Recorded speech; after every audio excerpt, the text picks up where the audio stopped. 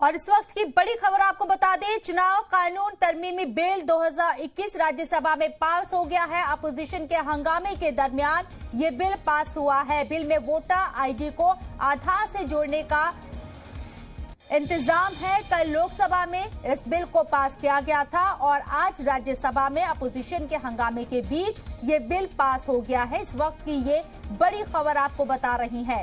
इस बिल में क्या है? चुनाव कानून तरमीमी बिल 2021 जो राज्यसभा से भी पास हो गया है। अपोजिशन हालांकि हंगामा करता रहा, लेकिन हंगामे के दरमियान ही बिल पास हो गया। दरअसल बिल में वोटर आईडी को आधार से जोड़ने का इंतजाम है, यानी कि आधार कार्ड को वोटर आईडी कार्ड से जोड़ा जाएगा। ये बड़ी खबर आपको बता रहे हैं। कल लोकसभा में ये बिल पास हुआ था और आज राज्यसभा में भी इसे पास कर दिया गया है।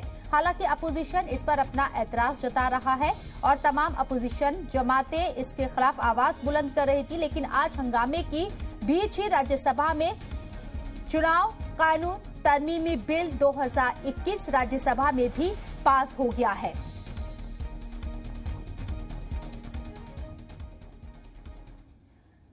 देश दुनिया के वीडियोस देखने के लिए सब्सक्राइब करें जी सलाम। लेटेस्ट नोटिफिकेशन के लिए बेल आइकॉन दबाना ना भूलें।